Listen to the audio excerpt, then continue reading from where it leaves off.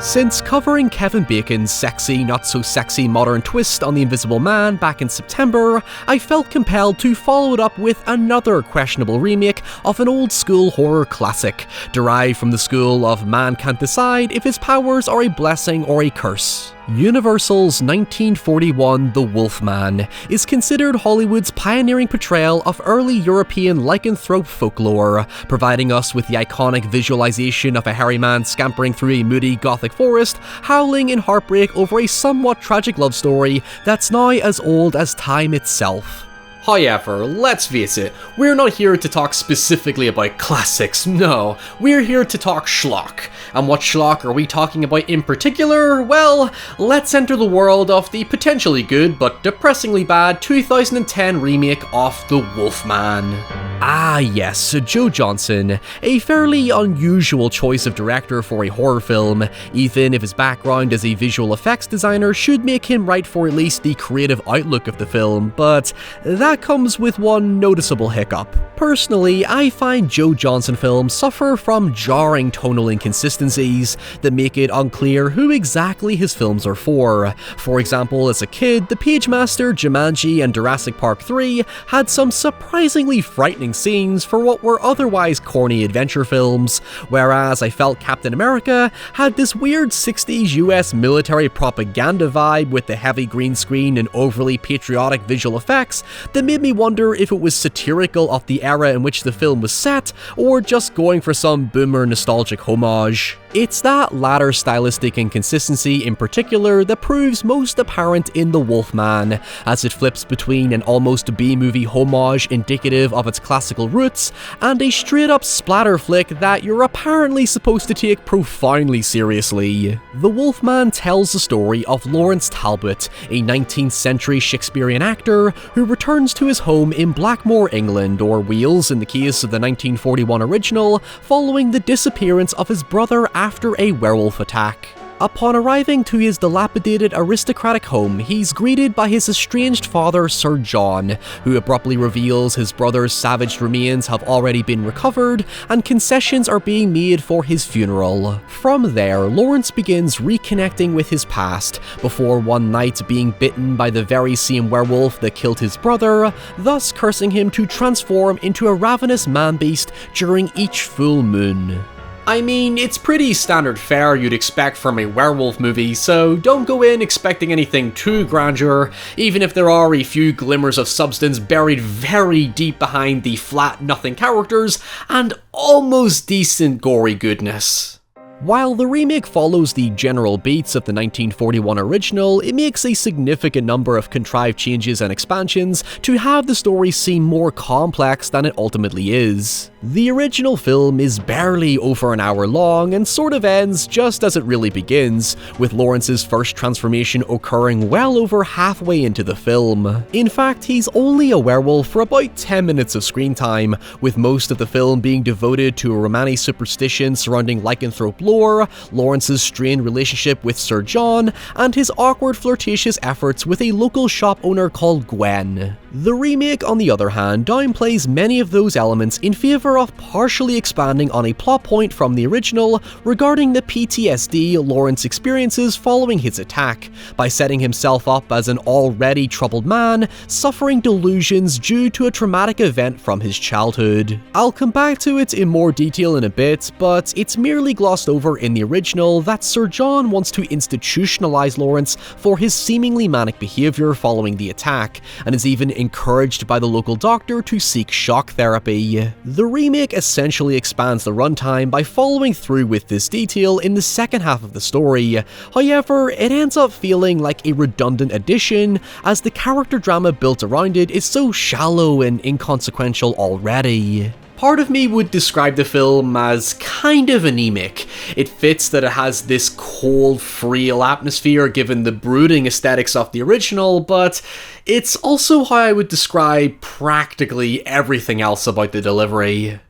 The actors just do not look comfortable or seem to be given any sense of direction, which is painful given the talented cast of Benicio del Toro, Emily Blunt, Hugo Weaving, and the legendary Anthony Hopkins. Hell, del Toro was a producer on the film because of his love for the original, but he's just so drab and dreary that he is a far cry from the bubbly personality Lawrence was in the original. Anthony Hopkins, on the other hand, is perfectly cast as his father Sir John, because his stern, magnetizing presence strongly captures John's subtly domineering personality. It's his overbearing and judgmental behavior in the original that sustains the tension in his relationship with Lawrence, even coldly refusing to take his scared son's fears seriously when they occur. I initially liked how John's character is a bit more mysterious in the remake, as he's made out to be the direct source of Lawrence's repressed trauma after Lawrence found John cradling his deceased mother, who is said to have committed suicide,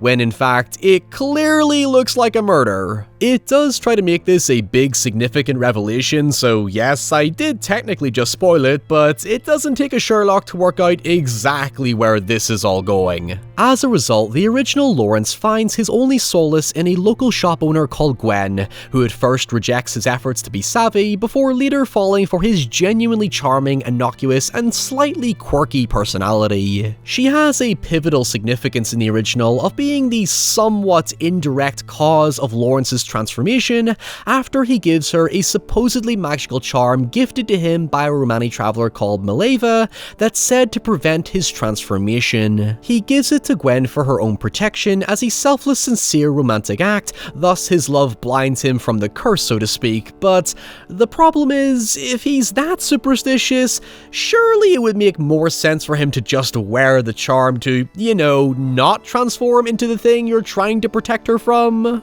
However, Gwen is probably the biggest victim of the remake, as her character's situation is completely overhauled to be the fiancé of Lawrence's brother, thus making the romantic interest angle even more awkward and uncomfortable. Lawrence apparently has feelings for her, implying a tense love triangle of sorts, but besides having little connection due to his estranged relationship with his brother anyway, Benicio del Toro and Emily Blunt share zero chemistry together, with Blunt in particular being done dirty by the writing, as she's relegated into a lifeless prop who disappears for much of the film after Lawrence tells her to leave town as he could never forgive himself if something happened to this girl who he barely seems to know. I just did not buy into any of the drama, and looking into it, according to one source, Joe Johnston requested multiple rewrites even during reshoots, resulting in a film severely lacking in focus and basically meandering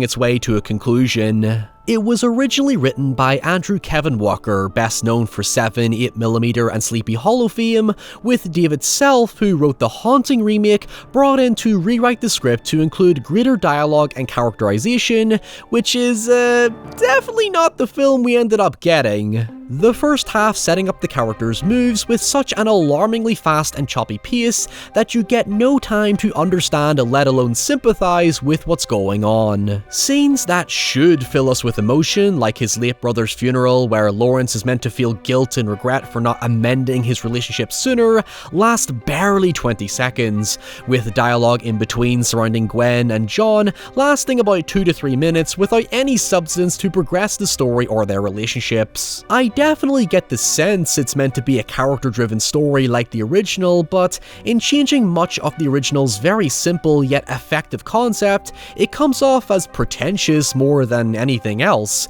It's almost like watching what an algorithm thinks a gothic period piece is meant to feel like. There is an argument to be said that the defensive and disconnected feel of the film does kinda reflect Lawrence's inner resentment towards his family, but Christ, at least let the audience feel something for these moody arseholes. I will say the one absolutely joyful highlight is Hugo Weaving, who embraces the campy feel of the film and uses his deadpan delivery of his character Inspector Arberline to be this apathetic, sarcastic, and utterly stubborn personality. Like, he's just an absolute bastard, and I love him because he's made out to be hateful and antagonistic, yet he's technically the hero of the story, just trying to hunt down some wild beast that's been murdering the locals. In fact, apparently he was partially inspired by the chief inspector who investigated the Jack the Ripper case, but oh, don't get me started on that From Hell adaptation. As I don't know where the lunatic will strike, it seems the practical thing to do is to stay as near as possible to the potential victim.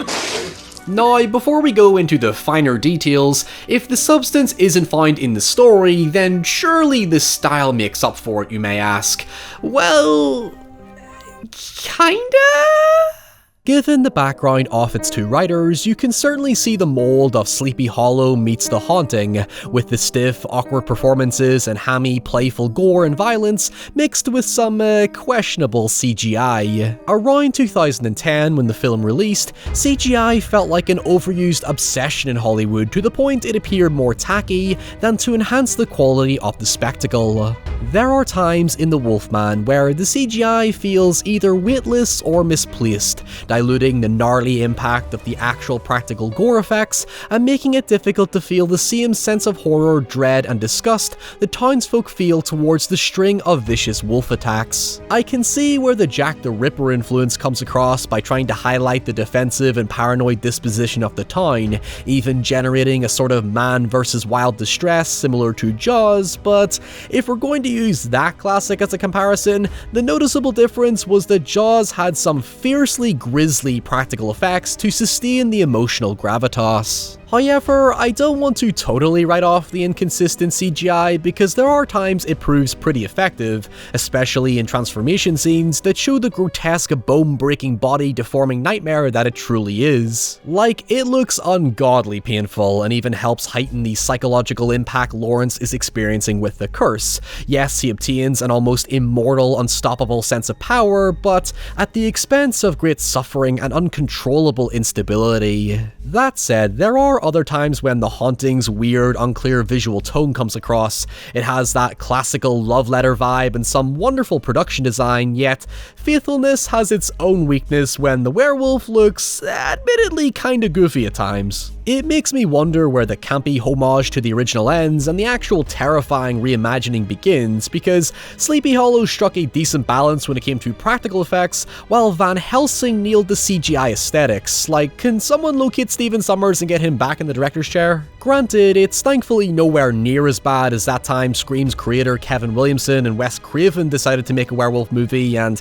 it was botched all hell, no thanks to He Who Shall Not Be Named. Last point I'll make before we get back to the story is how much of the emotional heavy lifting Danny Elfman's score provides, because I honestly think the film could have worked better as a silent film considering the dialogue and performances do little to carry the story. It's a genuinely effective score, and since it's paying homage to early cinema anyway, it might as well have doubled down on being a hybrid of classical Hollywood meets expressionism, which the original partially derived from. It would be ambitious, but so is trying to convince me Benicio del Toro can hold a posh English accent. So, from here on out, I'm going to start talking about specific spoilers and story changes that bring us to the bitter conclusion. Perhaps the original film's most intriguing plot point is how those cursed could see a pentagram on their next victim, which is the case when a Romani fortune teller warns Gwen's friend Jenny of her near future fate. The wolf that instigates the story's events is revealed to be said fortune teller, who is then killed by Lawrence using a silver sword he purchased from Gwen's shop,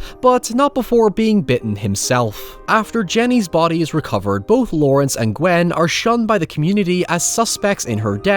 after the dead wolf transforms back into the fortune teller, and evidence of the wound given to Lawrence has miraculously healed without visible scarring. Following his first transformation, both movies start to have little in common, as the original focuses on Lawrence making sense of what happened that fateful evening, while battling Sir John's attempts to suppress him, eventually leading to John killing his own son, and being left horrified that he should have listened to him sooner. The remake is a bit more elaborate than that, by having Lawrence be immediately detained and institutionalized following his first outing, with Sir John soon revealing that he was the Wolfman that attacked him and his brother, and now seeks to let loose after spending years trying to contain himself each full moon with the help of his butler. Here's the thing, while it may not be fleshed out, the twist actually kinda works as a cheap shock, because at the very least, it now gives the story something tangible to work towards.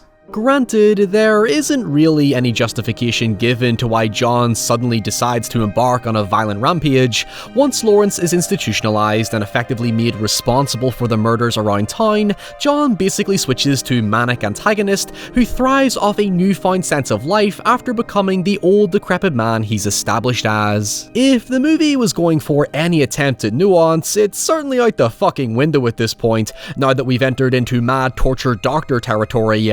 Lawrence is housed in the very same hospital he was placed in as a child, thus attempting to carry out this wolf as a metaphor for his violence and rage stemming from his childhood trauma. On paper, it's a neat idea, but thematically, it's unearned given how little we truly learn about Lawrence and the effects his trauma has taken on him. However, I did get a good laugh out of the fact that during the Doctor's manic ramblings about Lawrence manifesting his murderous rage into a delusion of a monster, Lawrence then transforms into said wolf, totally brutalizes him, and then goes on a cheeky King Kong style murder spree. It all culminates in Lawrence having to duel with his father and emerging victorious, before being killed by Gwen in an ending so bastardized that it utterly zaps every emotional element out of the original story. If the remake had stayed truly faithful to the original, or at the very least was much better written, there would be no need to make his father the actual villain. The original's ending works because ultimately it's a heavy character drama about an estranged father-son relationship that leads to a surprisingly nihilistic outcome despite the classical Hollywood icon it became. It does leave the smallest glimmer of a nihilistic cliffhanger that Inspector Aberline will become the next Wolfman after being bitten during his altercation with Lawrence, but let's be honest, that's the movie I would much rather see. And that's really about it. It left me feeling deflated in all the wrong ways. But what picks me up is always remembering that Dog Soldiers is still and always will be the greatest werewolf movie of all time, and I will not accept slander in the comments unless you can justify it. So until next time, stay safe, stay away from the Wolfman in both senses of the word, and I'll see you all very soon. Bye.